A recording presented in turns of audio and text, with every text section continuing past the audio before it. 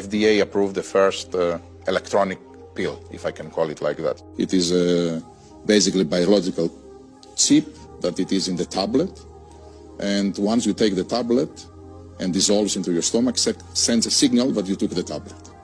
So imagine the applications of that, compliance, the insurance companies to know that the medicines that patients should take, they do take them. It is fascinating what happens in this field. Marked, this lasts, again, it's a literal QR code. You will be marked. This lasts, again, for years, perhaps permanently. And this will be used as a biological vaccine passport system where you won't use your phone. You won't use the QR code on your phone to enter the store and travel. You will use your wrist where this material is embedded in your body. And so this is very dangerous vaccine platform that they try and roll out at a wide scale. So first in 2019, Gates funded a study for the original development of these quantum dot implants. So it's a microneedle patch array. So it's got a bunch of mini needles. It's like a Band-Aid. You put it on your wrist, it dissolves, and it installs these quantum dot materials that last for at least 5 years. So they developed that in 2019. Now in 2025, Gates funded another study that shows just how advanced now this technology has become. It is advancing at a very fast pace. Now these microneedle patches can install literal quantum dot QR codes that can be read with AI with specialized cameras and decoded to store batch information, lot number, how many doses you received. This is planned for wide-scale deployment for another pandemic. It's going to be far easier, and those substituting humans for machines is going to be far easier in those countries that have declining populations. To set up the goals for the next 5 years, and one of them was by 2023 we will reduce the number of people in the world by 50%. I think today this dream is becoming reality. When we invest in clean energy and electric vehicles and reduce population, more of our children can breathe clean air and drink clean water. First, we've got population. Now, the world today has 6.8 billion people. That's headed up to about 9 billion. Now, if we do a really great job on new vaccines, healthcare, reproductive health services, we could lower that by perhaps 10 or 15%. What do we need humans for? Or at least, what do we need so many humans for? Do you have an answer in the book? At present, the best guess we have is keep them happy with drugs and computer games. So this is how these people talk about you and I in public sectors or in private. This is open. So the question is, what are we going to do about it? What are you going to do about it? Why are you here? Who are you? And what is God wanting you to do? Because truly that's what time it is. Time for you to get your relationship right with the Creator. Figure out why you're here. Disclaimer under Section 107 of the Copyright Act 1976. Allowance is made for fair use for purposes such as criticism, comment, news reporting, scholarship, and research. Fair use is a use permitted by copyright statute that might otherwise be infringing. Nonprofit, educational, or personal use tips the balance in favor of fair use.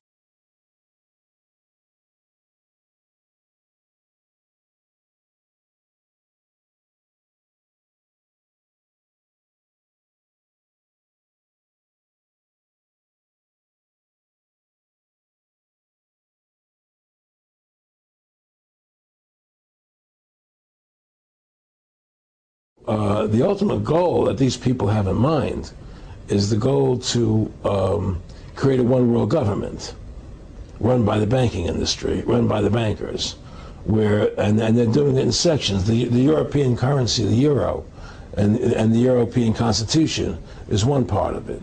Now they're trying to do it in America with the North American Union, right? And they want to create a new currency called the N.W.O, right?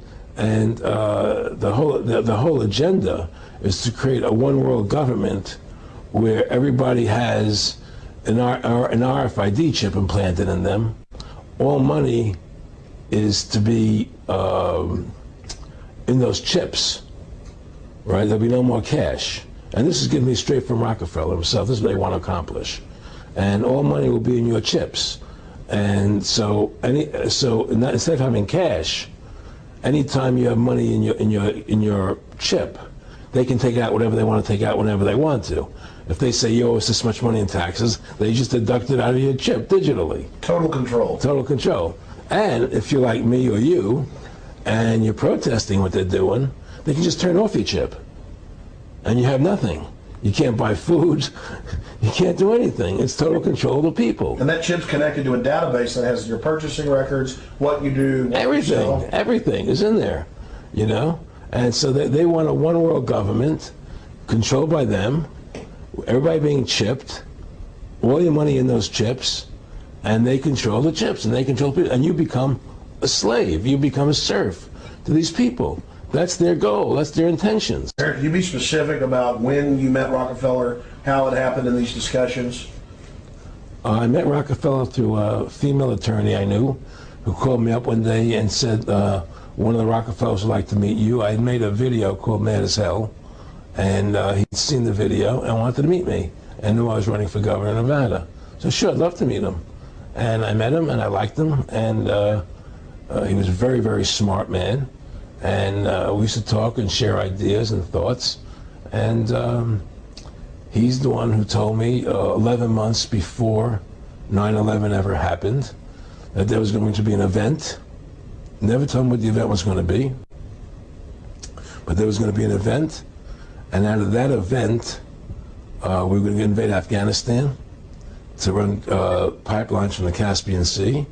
We were going to invade Iraq, you know, to take over the oil fields, establish a base in the Middle East, and make it all part of the New World Order.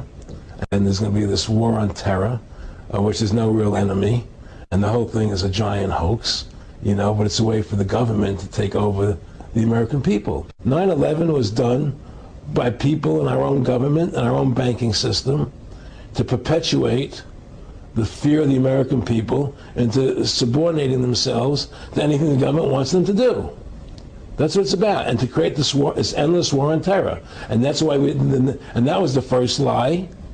And the next lie was going into Iraq, you know, to get Saddam Hussein out with his weapons of mass destruction.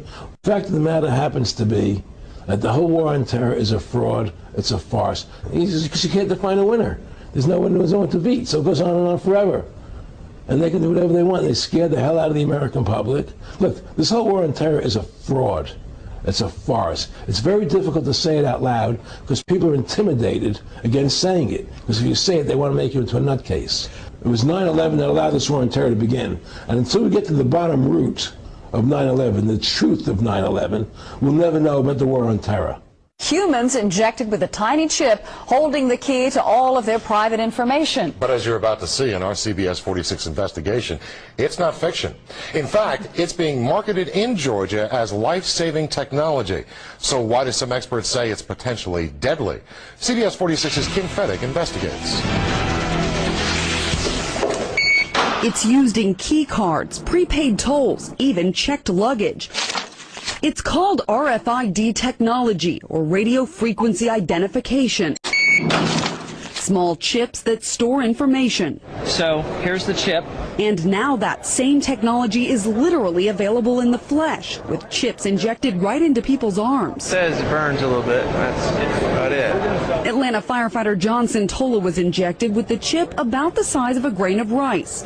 When scanned, the number on the chip is linked to a database with Santola's medical history. I had to go help me in case of an emergency. Santola was chipped when Florida-based Verichip Corporation set up a booth at an Atlanta firefighter conference. They market the chip primarily for safety reasons, storing medical information for first responders, Alzheimer's patients, even children. And it is the only product that has been approved by the FDA for this specific purpose. The FDA approved the use of chips in humans in 2004, but since then it's caused quite a bit of controversy with some consumer groups, concerned about privacy, even health concerns. These are very powerful tools, especially